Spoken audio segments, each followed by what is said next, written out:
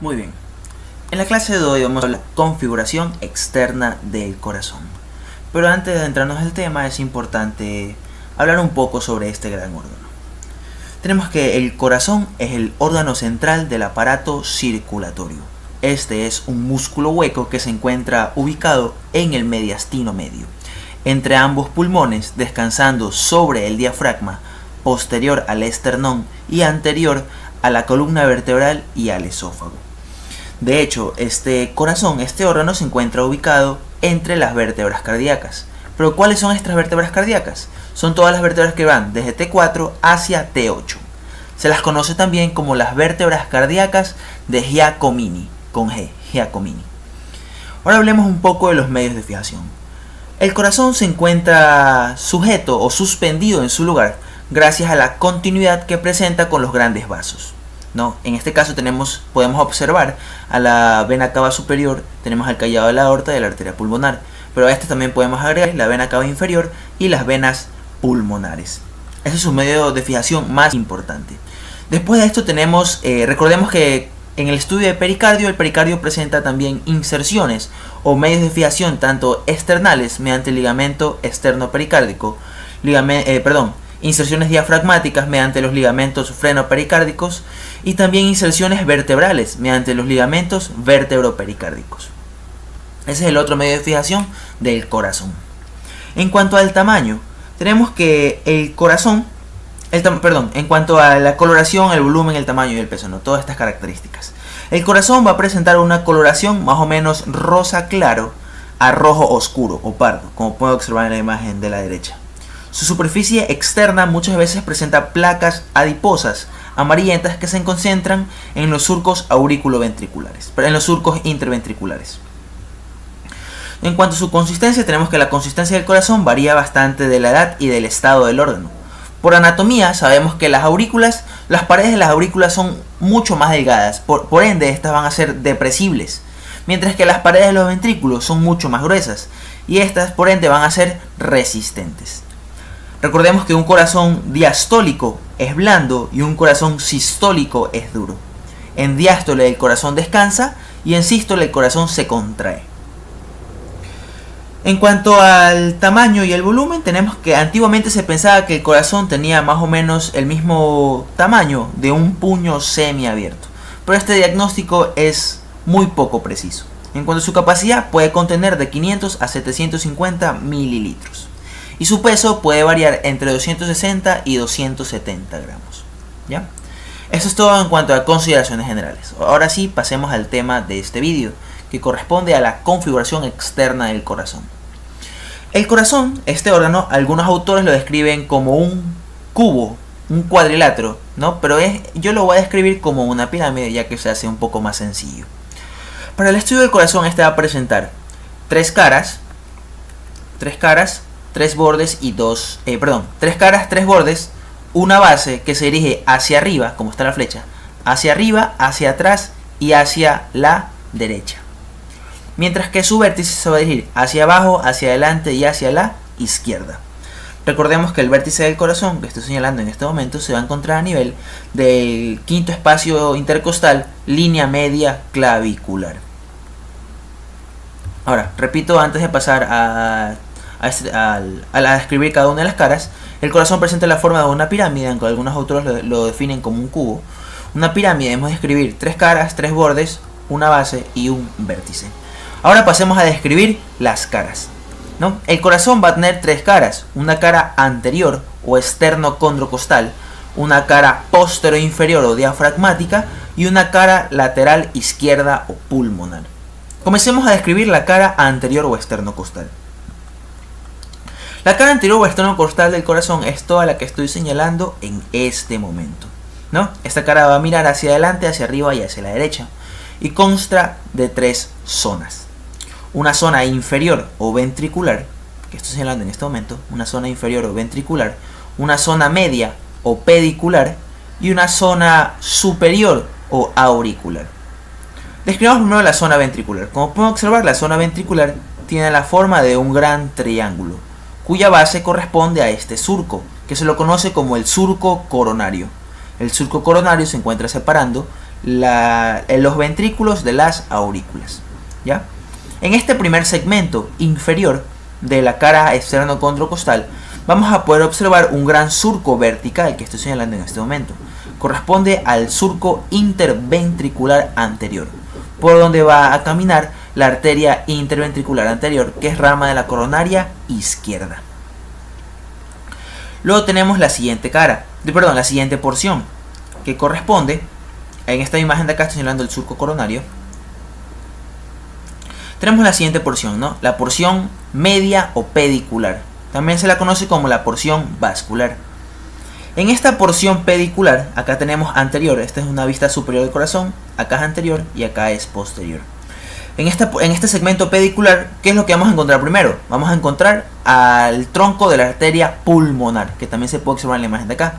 Al tronco de la arteria pulmonar con sus tres valvas semilunares o sigmoides. Por detrás y a la derecha del tronco pulmonar, ¿qué vamos a poder encontrar? Vamos a poder encontrar al origen de la gran arteria aorta. Igualmente con sus tres valvas semilunares o sigmoides. Luego tenemos el último segmento que corresponde al segmento superior que estoy señalando en este momento.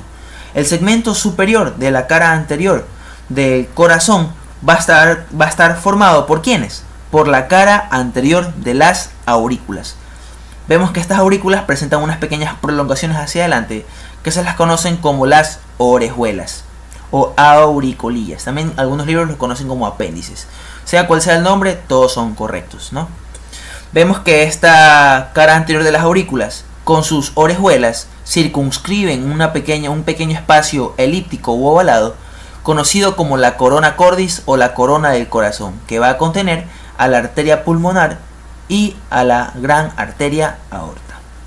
Eso es en cuanto a la cara externo-condrocostal. Pasemos a la siguiente cara, a la cara posterior-inferior o cara diafragmática.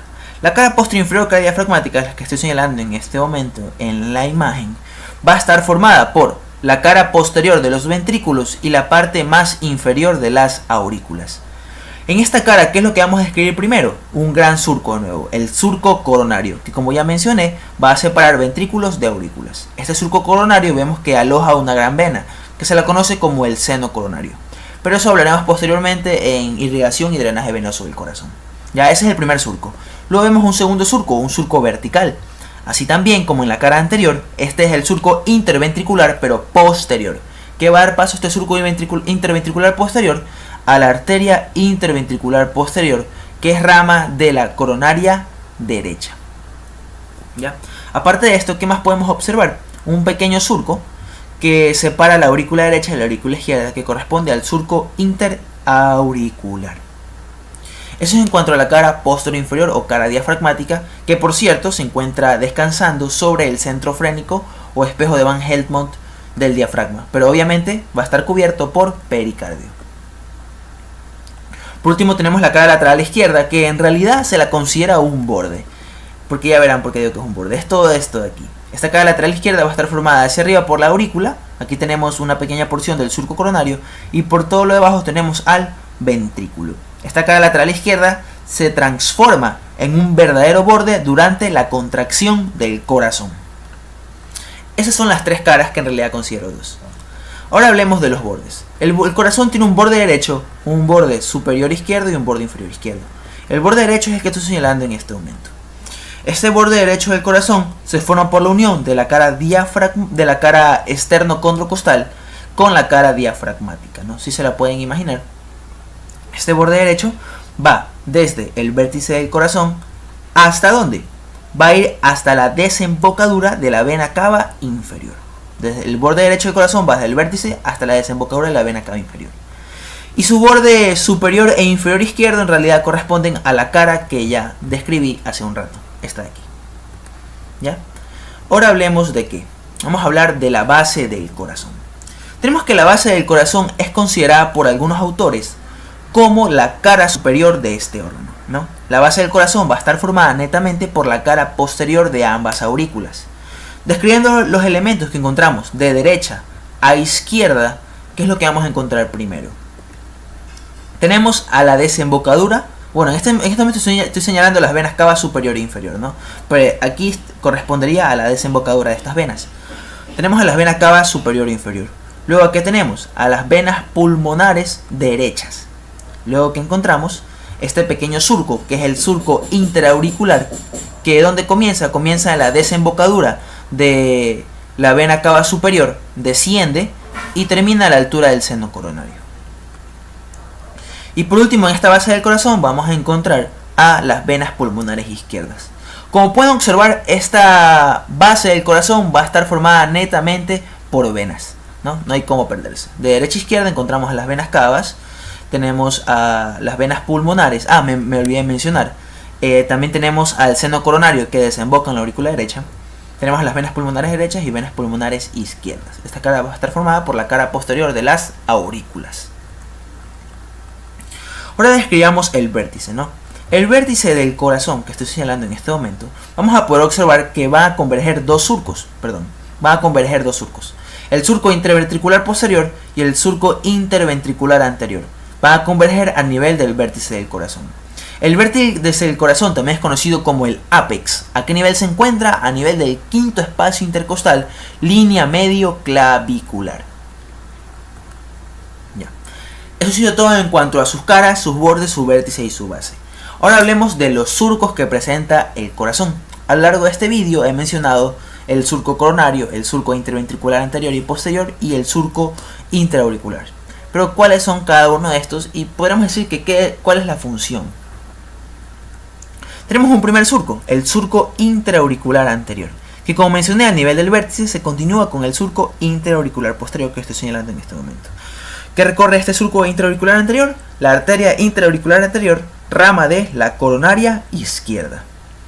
Luego tenemos un segundo surco, tenemos aquí la parte anterior del surco coronario, que podremos observar separa ventrículos de aurículas y se interrumpe en su parte media con el tronco de las arterias pulmonares. Estoy señalando en este momento el surco coronario, pero en su parte posterior, donde se va a alojar esta gran vena, una gran vena dilatada, conocido como el seno coronario, ¿no? Tenemos aquí el surco interventricular posterior, que va a alojar a la arteria interventricular posterior, rama de la coronaria derecha.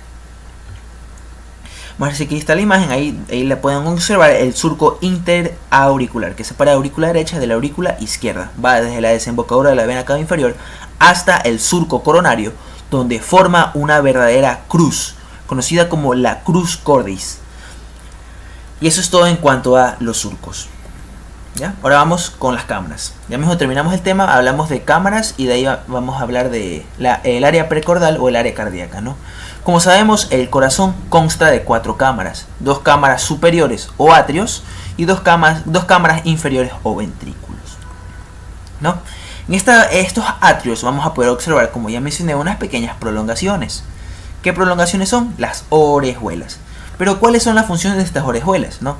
Cuando estudiamos configuración interna del corazón, podremos observar que en el interior de estas orejuelas, como puedo mostrar en esta imagen de aquí, se encuentra trabeculada por un sinnúmero de músculos pectíneos. Pero ¿cuál es la función de estos músculos pectíneos?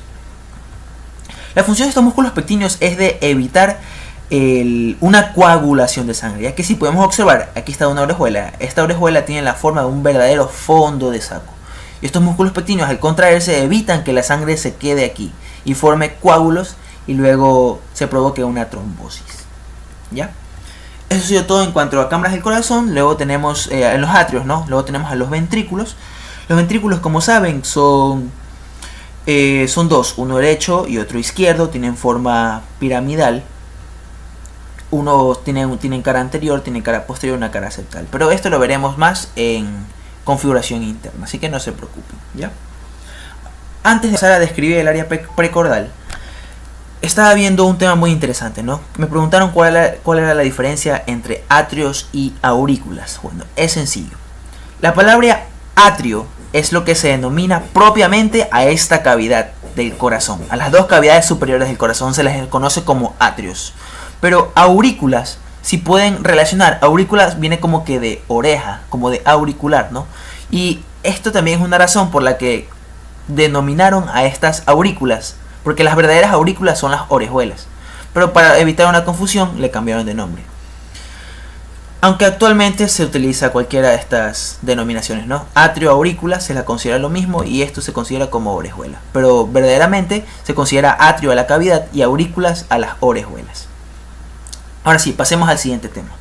Ahora vamos a hablar del área precordial, también conocida como el área cardíaca.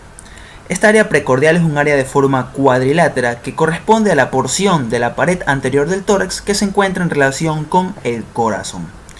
Para identificar esta área precordial se han designado 4 puntos o 4 ángulos que son los siguientes. Tenemos un primer punto A que se encuentra en el borde superior del tercer cartílago costal a 1 centímetro por fuera del borde esternal derecho.